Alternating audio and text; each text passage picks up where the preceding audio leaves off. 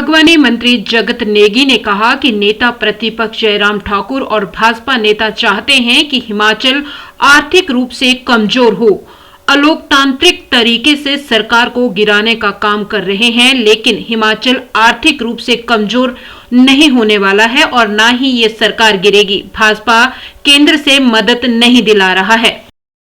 Cotton का भी जो है भाजपा वाले विरोध करते रहे। इनके कई माननीय विधायक मेरे पास आए और कहा कि इस बार इस यूनिवर्सल कार्टन को मत आप लागू करो, क्योंकि पुराने कार्टन बहुत पड़े हुए हैं। ये लोग हैं चिंता कर रहे हैं बड़े बड़े फैक्ट्री वालों की।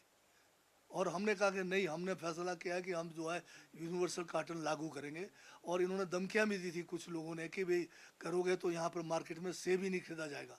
उसके बावजूद हमने एचपीएमसी को शुरुआती दिनों में हमने यूनिवर्सल कार्टन ला के जगह जगह पे सेल सेंटरों में रखा, ताकि एक कॉन्फिडेंस बिल्डअप हो फार्मर्स में। और उसके बाद जो है यूनिवर्सल कार्टन बढ़िया चला। जहाँ ये 35-35 किलो जो है एक उसमें टेलीस्कोपिक में लेते थे और रेट देते थे वो 20-25-20 किलो का, वो प्रथा बंद हुई है।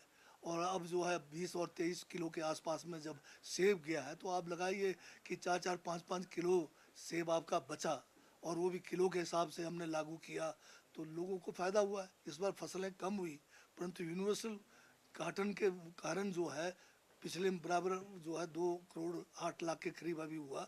तो पिछले बार भी इतना ही था। बेशक इस बार फसल कम थी, पर पेटियों के उसमें हम ज़्यादा इसलिए कर पाए क्योंकि पेटी में 23 किलो 24 किलो से ऊपर का जो है हमने अलाउ नहीं किया यूनिवर्सल कार्टन लाने से। भाजपा के जो नेता है जो है कोई, आप अगर सही मायने में रेड करें तो तब पता लगे ना। ईडी जो है सिर्फ उन्हीं लोगों को तंग करते जो इनके पास नहीं जाते, बीजेपी में ज्वाइन नहीं करते। और जो जितना बड़ा भ्रष्टाचारी हो, अगर वो बीजेपी में चले जाए तो वो फिर वॉशिंग मशीन में साफ होकर धुल जाता है। तो ये तो हमें सोचना पड़ेगा कि इस देश में चल क्या रहा है।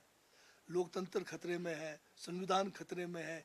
ईडी सीबीआई लेनी देनी जितने भी इनके पास है, ये सारे इनके कठपुतले बने हुए हैं, और ये केवल सिर्फ अपने फ़ायदे के लिए इनको यूज़ हो रहा है। अब समय आ गया है कि इस देश के अंदर लोगों को सोचना पड़ेगा कि कब तक हम इसको झेलेंगे।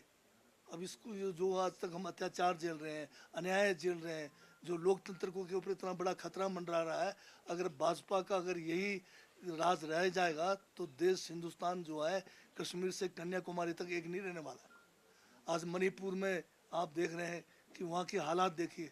वहाँ पर जो है ऐसे हालात जो है राजा महाराजों के ज़माने में भी नहीं होता था कि जो है महिलाओं को निर्वस्त्र करके पूरे के पूरे गलियों में घुमाया जाए। आज तक कभी सुना नहीं था, ये भाजपा के राज में हुआ है।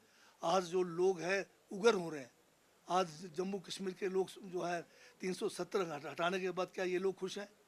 आपने वादा किया था इनको राज्य का दर्जा देने के लिए। आज जो है आपके लेह लद्दाख से लोग पैदल दिल्ली पहुंच रहे हैं, पर दिल्ली में भी आप इनकी बात नहीं सुन रहे। जो अगर इस तरह से अगर नीचे ऊपर चारों तरफ हाहाकार मचा हुआ है, ये देश की एकता और अखंडता के लिए खतरा है भाजपा। बिल्कुल ही 2 साल का, क्योंकि आप जानते हैं कि हम एक बहुत बड़े खतरे से, लोकतांत्रिक खतरे से, संविधान के खतरे से उभर के आए। हमें खुशी इस बात का भी मनाना चाहिए सबको मिलकर कि जो चुनाव के द्वारा चुनी हुई सरकार को, लोकतांत्रिक तरीके से चुनी हुई सरकार को भाजपा जो है गिराने में सफल नहीं हुआ।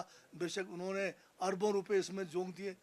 इसमें जो है हर प्रकार का प्रलोभन दिया गया, दल बदल के कानून को दरकिनारे किया गया। ये भी एक जो है खुशी का मौका है कि लोकतंत्र बचा है। बाकी जो हमारी उपलब्धियां हैं वो तो हम आपके सामने गिनाते रहते हैं। नहीं है, चाहे हमारे नड्डा जी हैं, चाहे हमारे अपने जयराम जी हैं, ये हिमाचल को बदनाम करने में लगे हुए हैं।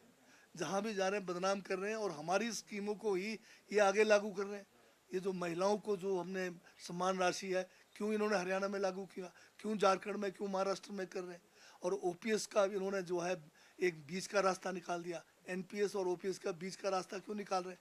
इसका मतलब एनपीएस में कहीं ना कहीं जो नई पेंशन योजना है उसमें खामियां हैं, इसलिए वो अब ओपीएस को डायरेक्ट लाने के बजाय अब वो जो बीच का रास्ता निकाल रहे हैं।